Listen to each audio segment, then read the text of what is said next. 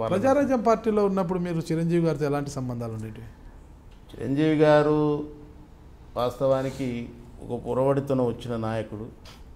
కానీ నాకు నిజంగా చెప్తున్నా, నేను చిరంజీవి గారు మేము జాయిన్ అయినప్పుడు చూసా. నేను తర్వాత నాకు బీఫామ్ ఇచ్చినప్పుడు ఆయన లేడు.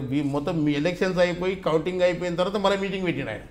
అప్పుడు ఆయనతో నేను మాట్లాడినప్పుడు నేను వాస్తవానికి చిరంజీవి అభిమానిని. నేను చిన్నప్పటి నుంచి కూడా ఫస్ట్ ఎన్టీ రామారావు రాజకీయాలకు వచ్చిన తర్వాత చిరంజీవి అభిమానిని నేను. అయితే ఆ అభిమానత్వాన్ని నేను అతని దగ్గర చూపెట్టాను.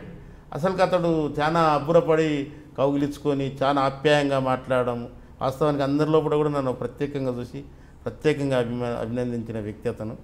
అతన్ని వాస్తవానికి నేను ఆ అభిమానుడు కనుక నాకు అవకాశం వచ్చిందేమో అని అనుకుంటాను. నేను నిజంగానే చెప్తున్నాను. అంటే నేను ఆయన అభిమాని నాకు టికెట్ ఇవ్వలేను, కాకపోతే నా దళిత ఉద్యమాల చరిత్ర చూసి వాటన్నిటినీ తీసి ఖచ్చితంగా సతీష్ మాదిగా నిలబడితే ఇతనికి ఓట్లు వస్తాయి, ఇతను ఖచ్చితంగా గెలిచే ఊపులో ఉన్నాడు అని చెప్పేసి అనుకొని నాకు టికెట్ ఇచ్చారు.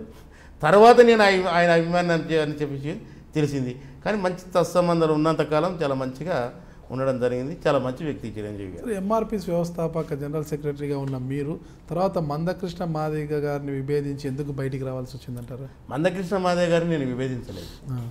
మందకృష్ణ మాదిగ గారికి నాకు ఎలాంటి గొడవ లేదు, ఏం లేదు. కానీ ఈ స్వార్థపూరిత సమాజంలో ఒక మనిషి ఎదుగుతుంటే కొంత మనసు చూకు అనిపిస్తున్న పరిస్థితులు ఉన్నాయి కనుక దీంట్లో నేను మా కుల ఉద్యమానికి నాయకుడు మందకృష్ణ, ఆయన వెనుక సెకండ్ లీడర్షిప్లో ఉన్నది నేను.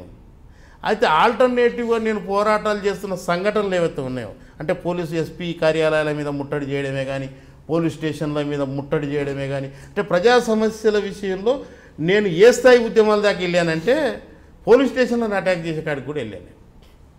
మా మాదిగలను తీసుకొని పోయి పోలీస్ స్టేషన్లోనే ముట్టడి చేశాను.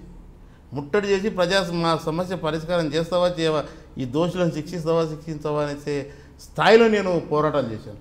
అవి మీడియా ప్రకారం కొద్ది టీవీ ఛానల్స్లలో స్టేట్ జనరల్ పేజీలలో వార్తలు రావడం ఇవన్నీ కూడా బాగా వస్తున్న సమయంలో సరే కొంతమంది స్వార్థపూరితంగా అతనికి నా మీద లేని పొందేలా చెప్పడము ఇవన్నీ చేసినా సరే ఆయన ఇవన్నీ కూడా నమ్మి మా కుమారుడు పుట్టిన సమయంలో అతనికి నామకరణం చేయడానికి రామని చెప్పేసి, అంటే ఏప్రిల్ 14వ తారీఖు నాడు 2001 అనుకుంటాను, ఆ సమయంలో రామని చెప్పేసి అంటే ఆయన పుట్టినరోజుకు రాలేదు కానీ నామకరణం చేయడానికి రాలేదు కానీ నన్ను సస్పెండ్ చేయడానికి వచ్చిండు. సస్పెండ్ చేసి పోయిండు. అయినా నేనేం బాధపడలేదు. ఖచ్చితంగా ప్రజల్లో కూడా ఉన్నాం, ప్రజల కోసం పనిచేస్తున్నాం, ప్రజల మధ్యనే ఉంటాం కనుక ఆ రోజు నుంచి ఎంతోమంది నాయకులు తెరమరుగారు.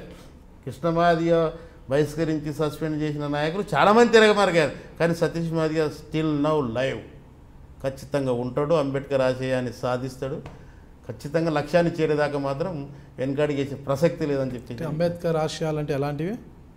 పేద వర్గాల కోసం పట్టించుకోవడం, సామాజిక న్యాయం, అందరి సౌభ్రతంతో అందరూ కూడా సమానంగా జీవించాలనే లక్ష్యం, మనిషిని గౌరవించడం, వాక్ స్వాతంత్రాన్ని కాపాడడం, ప్రశ్నించే తత్వాన్ని నిలబెట్టడం, ఇటువంటి వైపు ముందుకు సాగుతారు. ఇవన్నీ సాధ్యమంటారా? ఎందుకు కాదండి, ఇవన్నీ మాట్లాడుకోవడానికి పుస్తకాల్లో రాసుకోవడానికే ఇవన్నీ సాధ్యమంటారా? మాట చెప్తున్నా సార్, అంబేద్కర్ కాలం నాటి రోజులు కాదు కదా ఇవి. సార్ ఒక మాట చెప్తున్నా, చాలా మార్పు వచ్చిందండి. ఆ రోజు ఉన్న పరిస్థితులు వేరు.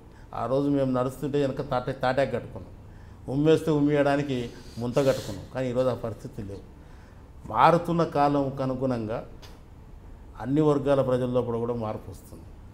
చట్టాలు ఆ రోజు తెలియదు కనుక అటువంటి వ్యవహారం చేశాం. నేడు వాళ్ళలో కూడా చాలా మార్పు వస్తుంది. అన్ని వర్గాల్లో కూడా మార్పు వస్తుంది.